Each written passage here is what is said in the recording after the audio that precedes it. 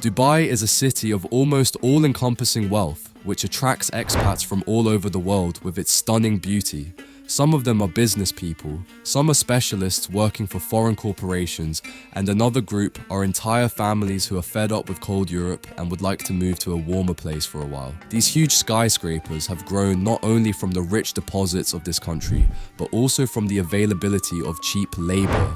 If you look at Dubai through the prism of India and the nearby African countries, the Emirati authorities have almost 2 billion people at their disposal who will be over the moon as soon as they manage to get there to work for around $200 a month. I did electrical work in Dubai. It was outside. I had to do various wiring jobs in new buildings. It was hard work. There was no fan, it was always hot. The work was very difficult. There are no words to explain it. There were many tasks. When wiring, you were drenched in sweat. I borrowed a total of almost $2,750 to go to Dubai to work. My broker said my salary should be 1,200 dirhams, but I was paid 750 dirhams. When I questioned this, they showed me a contract for 750 dirhams. They cheated me. These people live in the city slums such as the Al Quoz or Deira districts, but there are many more. However, the dark side of Dubai is not only the exploitation of cheap labor, but also the mafia, people with a criminal past, and current defendants such as Sebastian M., the perpetrator of a tragic accident on the A1 in which a Polish family was killed and whose extradition has been going on for several years. In addition, sex tourism and the exploitation of women, including those from Poland, crypto-communistism, or extremely restrictive laws that effectively silence journalists. Dubai is undoubtedly an amazing place and a great place to live on many levels, but behind this beautiful facade lies the rottenness of the system and the relationships of people who have temporarily fallen into it. That is why today we will show you Dubai from the other side. I invite you to watch the video. There are many materials showing what the life of people who ended up working in the United Arab Emirates through dishonest agencies was like. One of them is, for example, the Iranian Gabi, who in his material, How I Escaped from Dubai, describes his story when he went there to work. In his case, he ended up fleeing the country, but it was not easy because his passport was taken away from him. Tens or even hundreds of thousands of people end up in the same situation. The real issue in Dubai is in the construction business, which has a lot of people that are really treated as a slave. Not only they kept their passport, but they pay them very little money and they sleep inside the construction site, almost like a homeless, and they're treated very poorly. And then, as I said earlier, there is a lot of human trafficking, a lot of tricks. People from Africa, Asia, and Eastern Europe are regularly brought to Dubai, and the practice of detaining them by taking away their passports is common and not necessarily easy to solve, as many of these people are later intimidated and left with no hope of escape. Everyone wants a better life, and traffickers know that, so they pry on that thing called hope. It's very easy to convince someone to, leave everything they know behind and travel somewhere else because of that quest for a better life. They'll take us to desert. I was crying every day. I don't have option. I started doing that.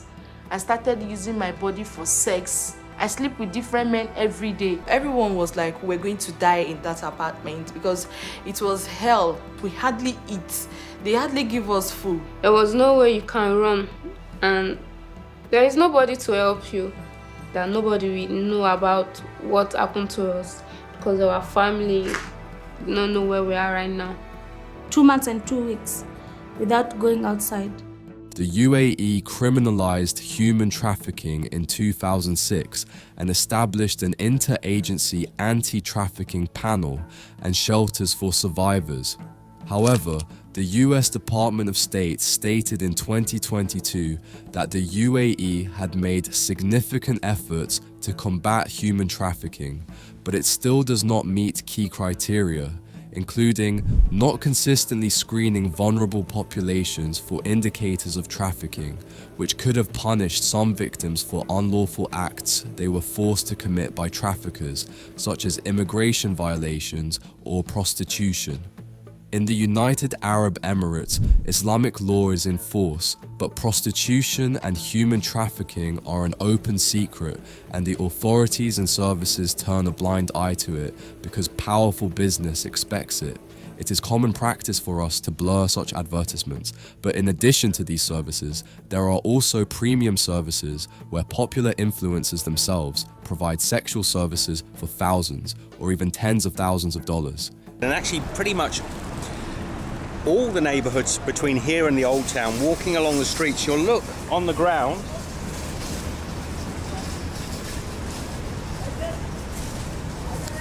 So there are ladies' business cards all over the floor.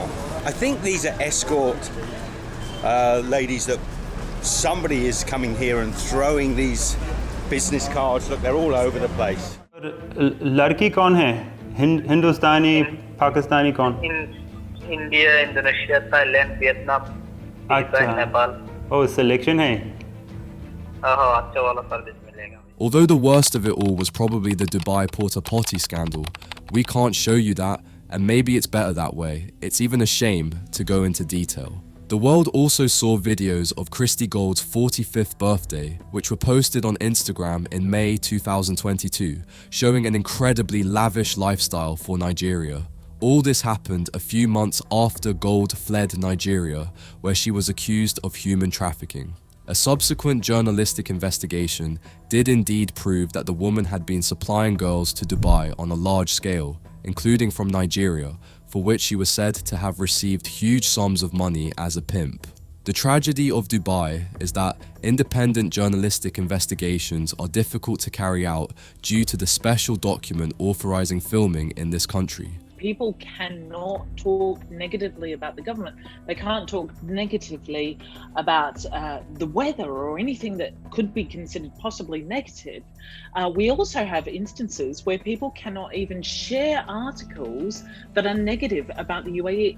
Of course, tourists can record whatever they want, but if they are caught making a documentary or delve too deeply into the system, they face not only huge fines, but also imprisonment for up to 4 years. Influencers receive similar permits. They get apartments and salaries from the government in exchange for showing the beautiful and lavish Dubai life on their Instagram accounts. If you're an influencer, you go there and you break the law, you cannot guarantee that you're going to be treated in a different way to everyone else. You could end up being free within 48 hours if you're lucky, or you could end up with 48 months in a Dubai jail. I have been living here like almost 6 years. Till now, I never faced any issues, but as I mentioned before, I was always careful what I'm saying, what I'm posting. The well-known foreign trend portal Wired describes exactly how this process works. Here is an excerpt. The UAE is currently home to more than 25,000 influencers who have between 1,000 and 10 million followers on their social media accounts. Well-known beauty influencers such as Huda Kattan, with 54 million followers on Instagram alone, have effectively put global influencers on the map, raising the key market value of influencers in the UAE. Due to the influx of influencers into the UAE, the prices per post have risen too. They now range on average from 3,000 to 36,000 AED for a single post. Of course, we are talking about an average here, and the truth is that these sums are often much, but much higher.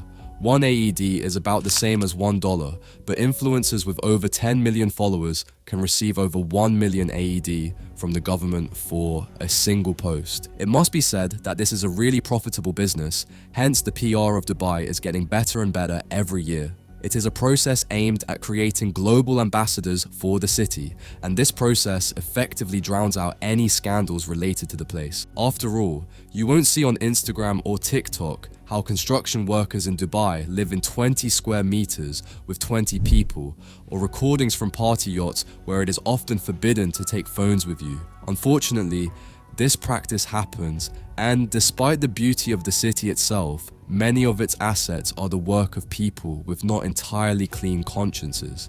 There are many reports that clearly state that the slave trade and human rights are not properly enforced or sanctioned, and that certain scandals also take place at the governmental level. An example of this is the YouTube video published in 2018 of Princess Latifah, who wanted to escape from Dubai. Here is an excerpt. This video from a bathroom because it's the only room with the door I can lock, and the door to my room I put because I can't lock the door to my room, there's no key. So I'm in a villa, I'm a hostage, and this villa has been converted into a jail. All the windows are barred shut, I can't open any window. There's 5 policemen outside and 2 policewomen inside the house, and I can't even go outside to get any fresh air. I don't know when I'll be released and what the conditions will be like when I'm released. Every day I am worried about my safety and my life. Don't really know if I'm going to survive the situation. Let's not forget about another alleged cryptocurrency scam in Dubai that is making billions. Experts and US authorities have raised the alarm about the increasing number of Ponzi schemes and pyramid schemes in the United Arab Emirates, often posing as legitimate startups. Experts say that over the past decade, Dubai has become a silent hotbed of unreported cryptocurrency scams in the shadow of the FTX and Binance stock market crises. According to US and international law enforcement agencies, a second wave of collapses is coming, with companies squandering customers' money, just like FTX owner Sam Bankman-Fried. I have also seen financial pyramids in Poland more than once, whose elites travel to Dubai, promising their protégés the same lifestyle if they recruited more people into the pyramid. Unfortunately, people are still falling for the illusion of Dubai and the easy money that is there for the taking. Of course, if someone has an idea for an honest business, they can earn money there normally. There's no doubt about that. But unfortunately, I think there are just as many people there who would like to either scam you or make a lot of money off you. Slavery and sexual fetishes or crypto scams are just the tip of the iceberg, and there is probably much more that we don't know. Thank you for your attention and see you in the next video. Bye.